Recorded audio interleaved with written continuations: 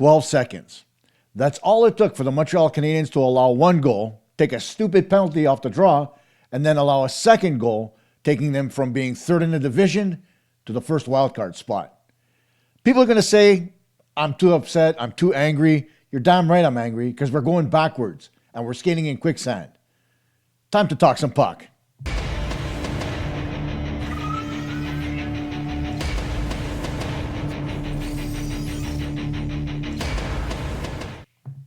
Hey gang, Costa here for PuckTalk Montreal on this January 24th edition of the postgame show, where the Montreal Canadiens leave Boston licking their wounds, wondering what the hell happened after suffering a 4-3 loss at the hands of the Bruins. Now you're going to say the Canadiens didn't play that bad of a hockey game. Maybe they didn't, but maybe they did. Let's take a look at the highlights. And it all starts off in the first period off the stick of you-know-who, Cole Caulfield. He ended up with a hat trick in this hockey game, and it started at 6:36 of the first period when he got a beautiful pass from Mike Matheson right between the seam, splitting three defensemen. In the goal it goes. Swayman can do nothing. What timing. What a perfect pass. It's 1-0 Montreal. It stayed that way through the first period.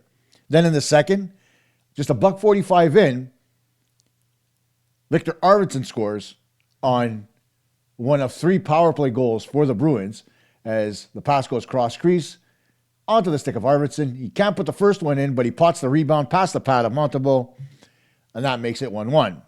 Well, cue up Cole Caulfield, who scores again at 7:37, this time on the power play, to make it 2-1 Montreal. Back and forth between Suzuki and Caulfield. Finally, Caulfield gets a one-timer and puts it by Swayman, who had gone back and forth trying to cover them during that stretch 3 different times before Caulfield finally found enough open net to shoot and score. Then it was Morgan Geekie's turn. Morgan Geekie, with the first of 2 goals for him on the night, scores at 9:46 of the second period, again on the power play, as he gets a beautiful feed here from David Pastrnak.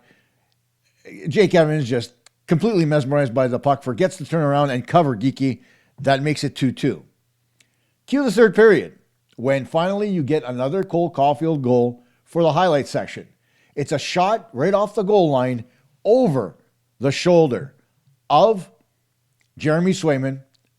Here it is. Suzuki, fumbling, bumbling, gives it up, and Caulfield just steps in and puts it right into the shoulder, or over the shoulder, I should say, of Jeremy Swayman to make it 3-2 Montreal.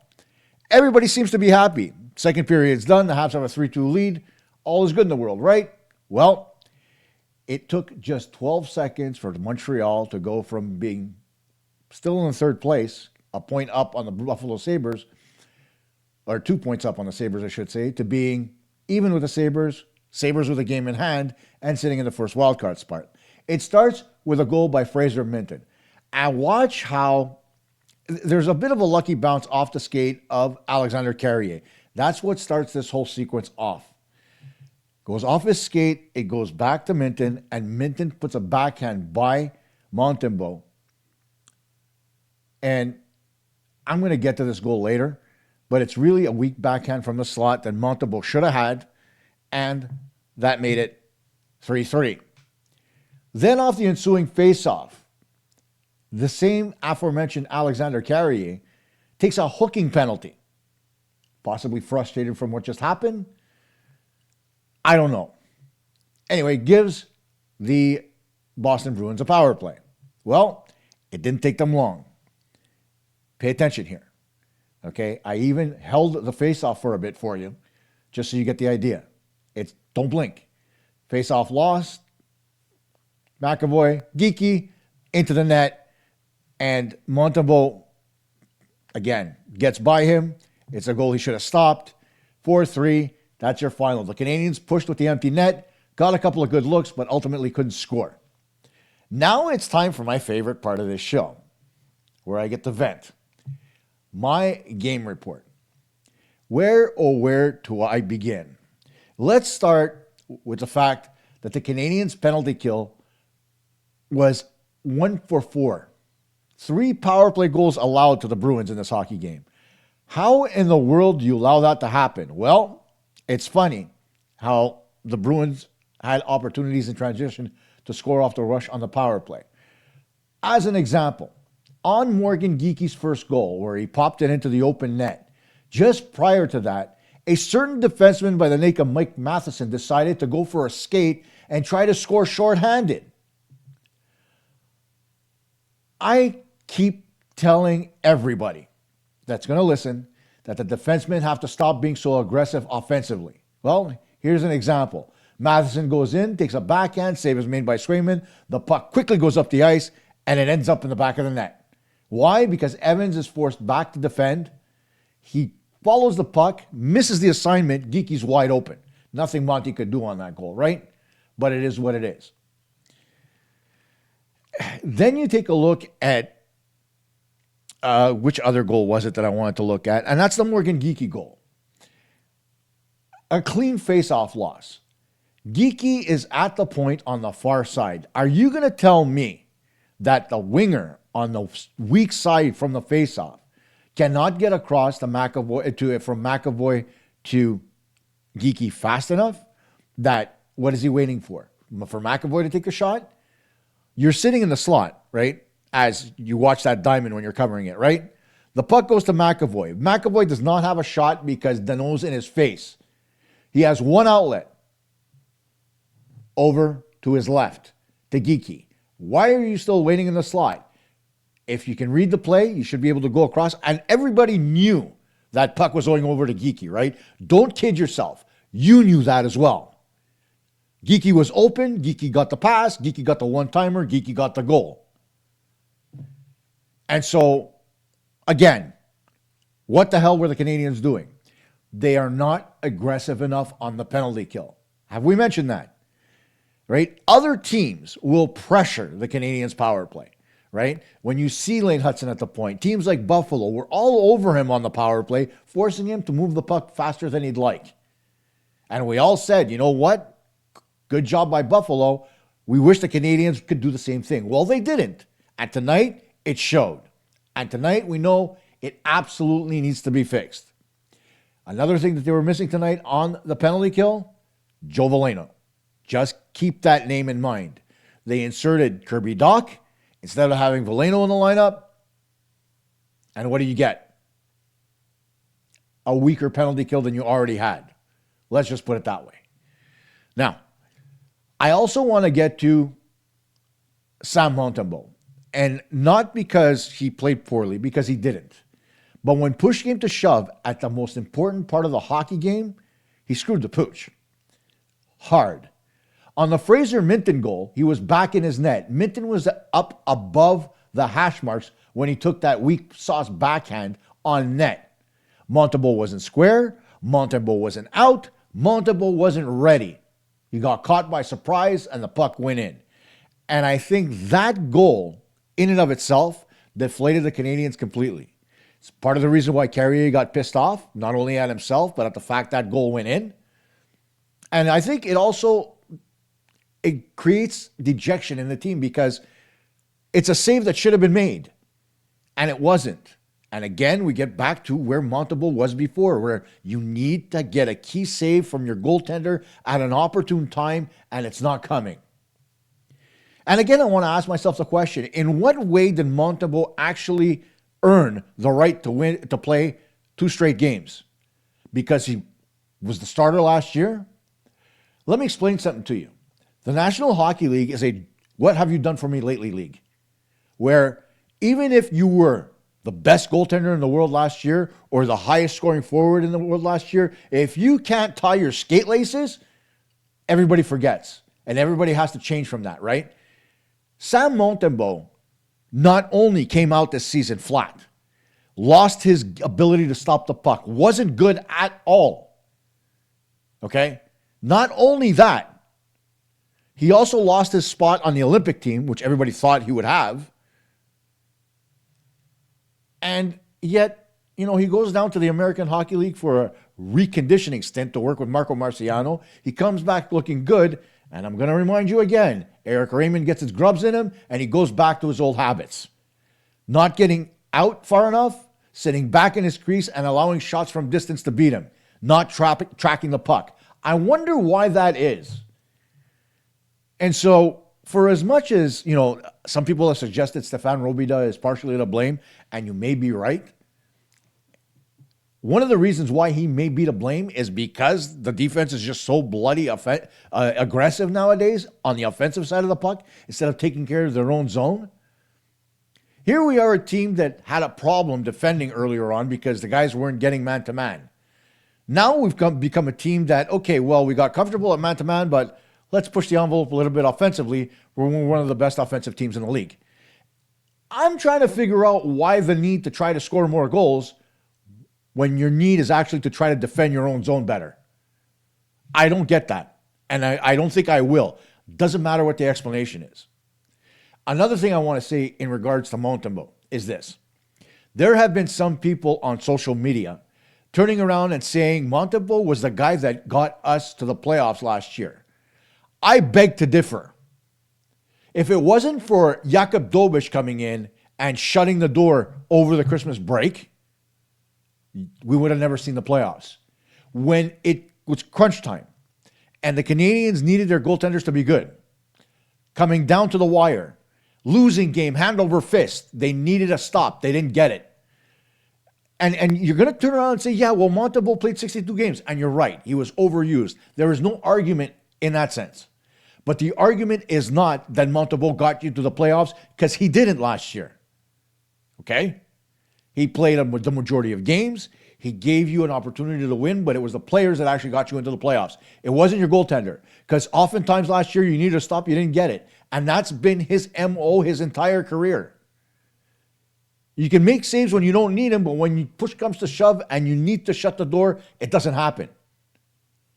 And I've tried to be nice to Montembeault. I've thrown him flowers when he's played well. I'm throwing him flowers tonight. He made some big saves in this hockey game. There's no two ways about it. But when you let 2 goals in, one, a weak backhand that you should stop with your eyes closed, but you decide to stay back in your crease, you're not up at the top of it, I don't understand. As a goalie myself, I can't understand that. The only time I would start backing in when I was a goaltender is if a guy came in below the hash marks. There's no need to back in otherwise. It's not like he's going to deke you from the hash marks. You want to be as big as you can in your net. The hell are you backing up for? Not only that, but what the hell are you playing that deep in your net for?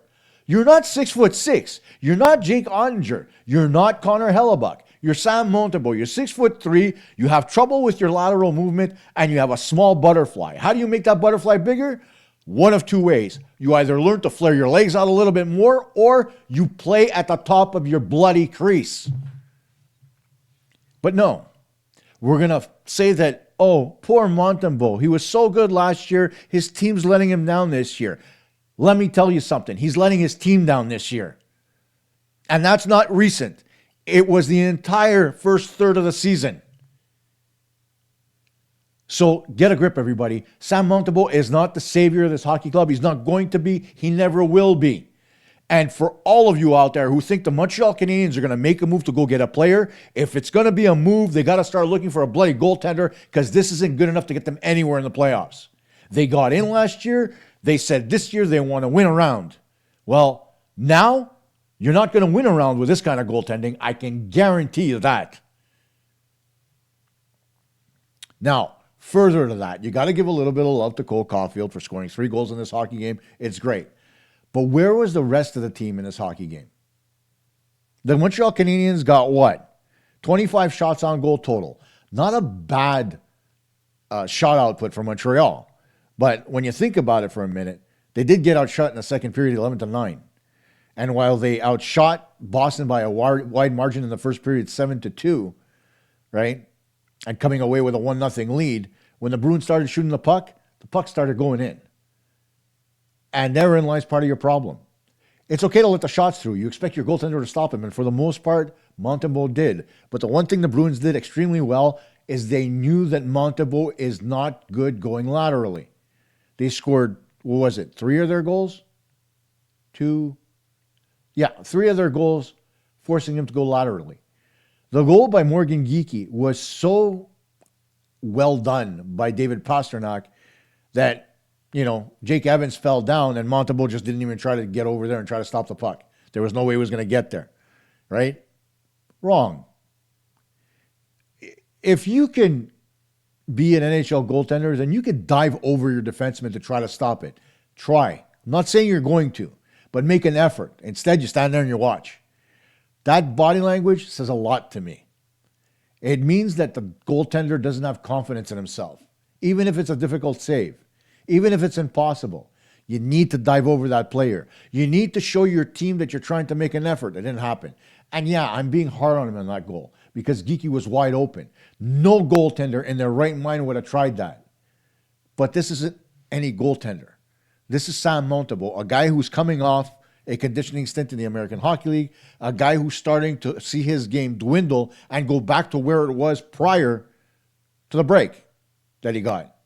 And the worst part about all this is just recently he turned around and said, having 3 guys up in Montreal allowed them to work more with Eric Raymond. If you take a look at the dictionary and you look at the definition of the word asshole, it is somebody who doesn't realize that somebody else is doing the job that the other guy's doing. And that is that Marco Marciano took Sam Montembeault under his wing, worked on his fundamentals, got him back to where he needed to be to at least be effective. And then he gives credit to Eric Raymond for completely destroying that. I'm never going to understand this guy. I refuse to even try. We got to get away from it. It's got to be done. Okay?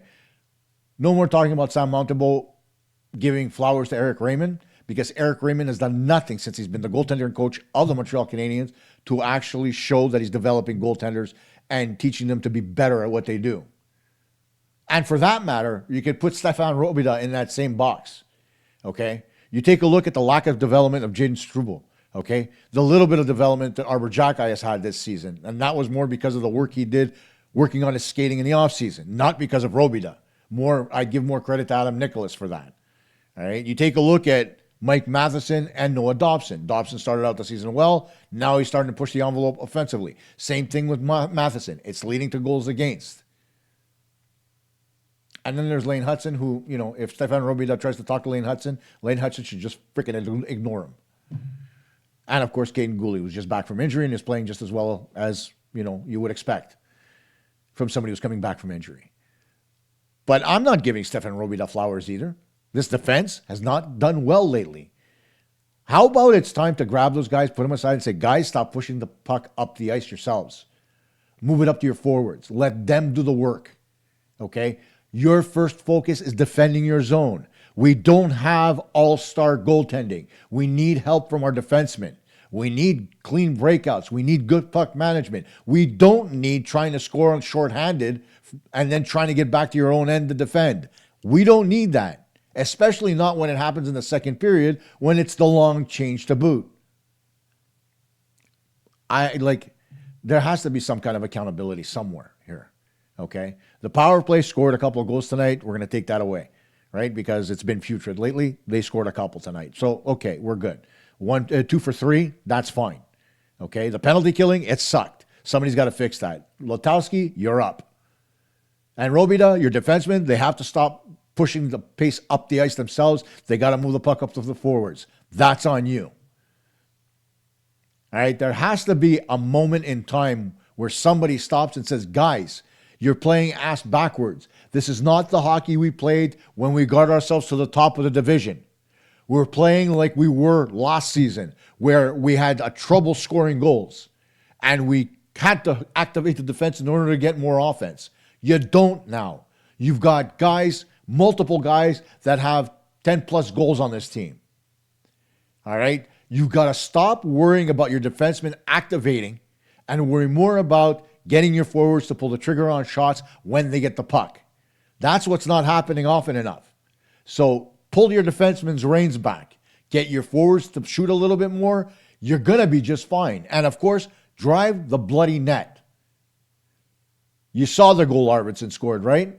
Arvidsson, right in on Montembeault, drove the net, got a pass, not once, but twice, and it's in the back of the net. Monty making a good save on that play, by the way, but there was no way he could stop the second one because he hadn't gotten all the way across.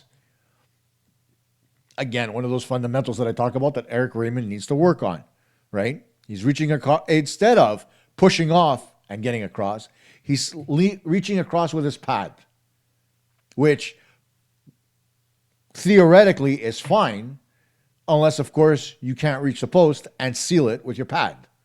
That's what happened. So you've got to slide across. We're seeing this a lot lately from Monty, where he's having trouble in certain areas moving east-west. Other teams have noticed it too. Somebody get working on it with him. All right? Simple drills. Work on his strength pushing off. Okay? One of the easiest drills that you could take with a goaltender to work on him being able to go and push harder off his leg is you take an old tire for drag, right? The bigger the tire, the better. The more surface area, the more drag. Start with a smaller tire if you want to. I don't give a shit. But get him out there, have him work. From the red line to the blue, you push off one leg, and from the blue back to the red, you push on the other. It's a goaltender's type of suicide. And you do it with one pad on the ice like you're in a half butterfly, right? So that you have the drag on the pad as well. So you're pushing nonstop, and you're pushing, and you're building the strength in your leg and your ability to get your edge right so you can push off. But no, we don't work on that, right? That's a fundamental. We work on stupid things, like skating up to the top of your crease, sliding back to your post, which is something a peewee goaltender can do.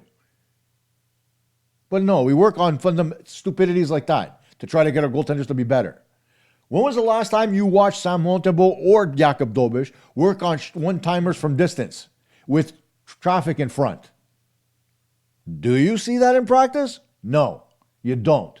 Why? Because the drills don't focus on getting guys in front of the net to screen the goaltender or going east-west for that matter. Learn to create drills to do that, okay? Have people in front. Get traffic. Force him to get to the top of the crease, okay? Enough of this. He's playing back in his net. There's so many things that you could do to teach your goaltender to do all the right things on the ice, but they're not being done. I've watched a few of the practices. I've watched Eric Raymond work with the goaltenders. It's just not there. Yes, I'm getting frustrated. It's maddening because you could see it clear as day. But it is what it is, right? We'll get away from the goaltending. We'll talk a little bit more about the rest of the team. 12 seconds. I'm going to come back to that, right? 12 seconds to the wild card. That's what I put in the thumbnail of this video. 12 seconds to going from the top of the division to the beginning of the dropping to the bottom of the division. That's not the direction the Montreal Canadiens want to go in. It needs to change. There needs to be some kind of difference made from here until the Olympic break where the Canadiens can play a much better brand of hockey. But it's not happening yet, right? Instead, we're all here looking and saying to ourselves, what's going to happen? Well, think of it this way. The Canadiens have the week from hell coming up with the Golden Knights, the Colorado Avalanche, and the Buffalo Sabres in Buffalo next week.